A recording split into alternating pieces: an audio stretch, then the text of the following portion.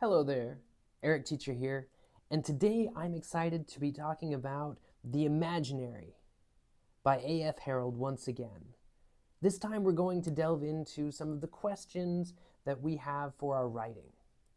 And we specifically are going to talk about the power of imagination, the power of memory, and of course, the power of power and powerlessness. So, with that, let's get right into it.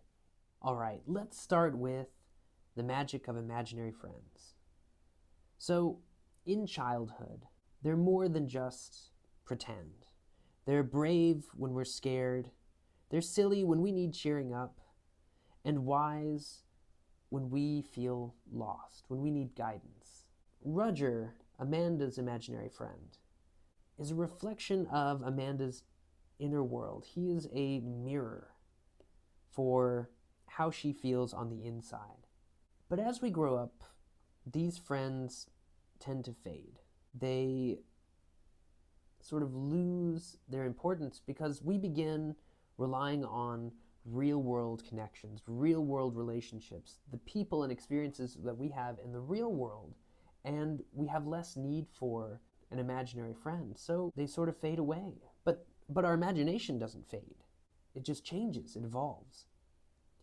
And so imagination empowers us. It's a power. It helps us to solve problems. It helps us to understand not just ourselves, but other people. And it helps us to dream about our futures, to set goals. And a world without it, we wouldn't have stories.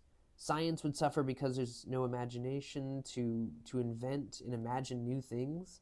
And art.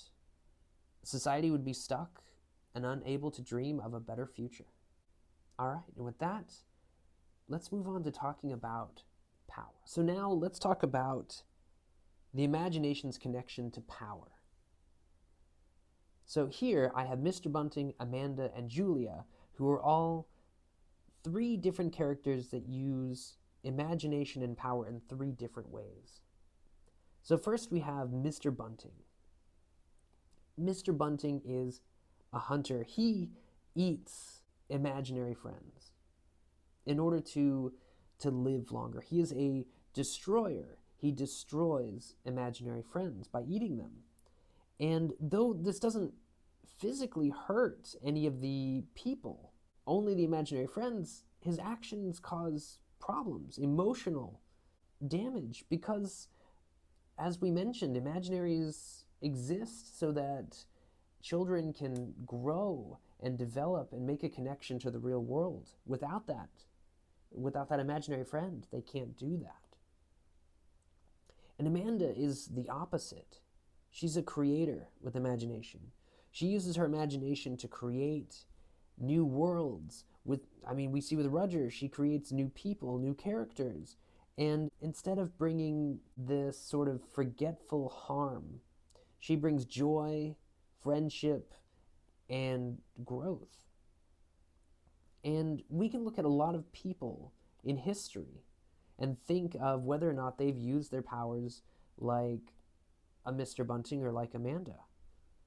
Think about leaders, inventors, artists. Are they using their powers to create or destroy? And then on another side, we have Julia, who uses her power as a manipulator, as somebody who controls others.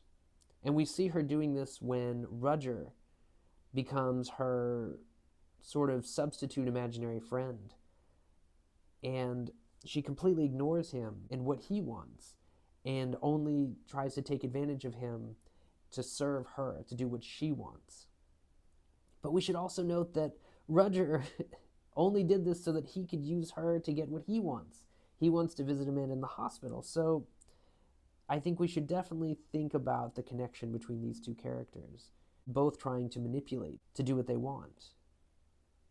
And so you might also consider maybe some people in the real world that you know are more like a Julia, kind of a bully of sorts, right? And all of these can be tied back to real world people in some way or another. I know in our writing specifically it talks about give an example of a time in history or in your own life when people took control in order to specifically control others. They took power to do this. And then think about when those people became powerless, how did they take control back? I suggest that if you're going to do history, look at any revolution. You will see where some person or group of people took power in order to take control, and then we see the everyday people rise up against them. And with that, let's move on to our next topic. So next, let's shift into talking about memory and imagination. So memory and imagination are like two sides of the same coin. And here I have a Venn diagram to show how they are connected.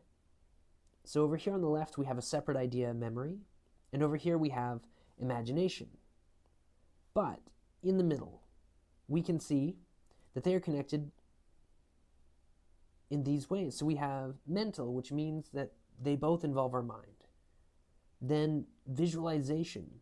They both help us to see something that has happened, something that is not currently happening in front of us. Memory can be something that happened in the past. Imagination is whatever you want it to be. Then they both establish an emotional connection. When we have memories, they make us feel something. When we use our imaginations, they can also make us feel part of our emotions. And both are about connecting. They're connecting to the world around us. They're connecting to ourselves. They help with those connections. And so in our writing, we asked about how is memory like a photograph? Well, a photograph literally captures a moment in time. It is a picture of a moment. It also preserves details that we might also forget. When we are recalling something, when we are remembering something, we are remembering those details that until we remember them, we did not have in our mind. And like a real physical photograph, it can fade over time. The longer it's been, the harder it is to remember something.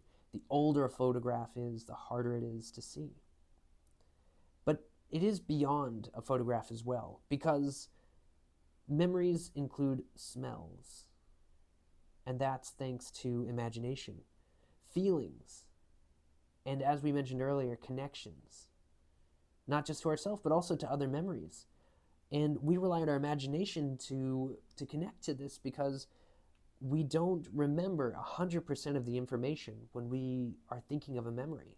Our imagination fills in the missing information to make it that much more real. And with that, let's talk a little bit about memory on the next slide. So let's very quickly talk about the purpose of memory. So as we know, memory is sort of storing information and experiences that have happened to us. And so they help us to learn from those experiences, what to do, what not to do. They also help us to build relationships because we remember things that have happened between us and other people, whether those were good or bad. We can build off of that with other people. And as we've said before with imaginary friends, imagination helps us to form our identity. What we imagine, how we imagine is important. And when we combine memory and imagination, we get to dream. We take our experiences and we create new experiences from that. We create new stories. And like the forming our identity, it helps us to grow in this way, to understand what has happened before us. So it is more than just stored memory, because with it being combined with imagination, we're able to do much more with it. For example, consider how we use it beyond just storing information. We use our memory to replay happy moments that have happened to us, or to hold grudges and we play bad moments that happened to us because we don't want to forget the feeling of being vulnerable, or we want to remember the feeling of how happy we were when something happened. And beyond that, for the next slide, I kind of want to talk about how forgetting things in the real world can be dangerous. So let's talk about the power of forgetting. And lastly, let's talk about forgetting and remembering what we didn't know we forgot. Okay, so first question we have is forgetting natural? And the answer is yes, absolutely. Forgetting is a very important part of maintaining our brain's function. We need to make space. We don't have infinite amount of storage to remember every single thing that happens to us. But even though that's the case, it's a good thing because we can sort of forget the small hurts and disappointments. Some of the bad things can be gone in our memories, and we can try to hold on to the things we're meant to remember, the things that give us life lessons, loved ones, the important values that we've had, the things that really define us. Those we can hold on to. And it's also important to note that there might be memories we didn't know we had. When we think about things like instincts, instincts are sort of ancient memories that have been passed down from generation to generation. They are things that have helped us to survive, both in an ancient world and now they're helping us to survive in a modern world. And we might be creating new instincts for our future children's children's children's children. And so we have these very powerful tools to remember and forget. And they help us to understand who we are and help us grow. So ask yourself, what memories do you want to hold on to? What memories do you want to keep?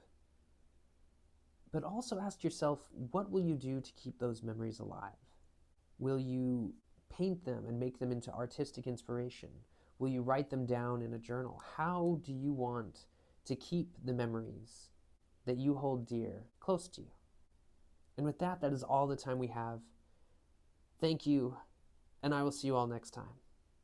Goodbye.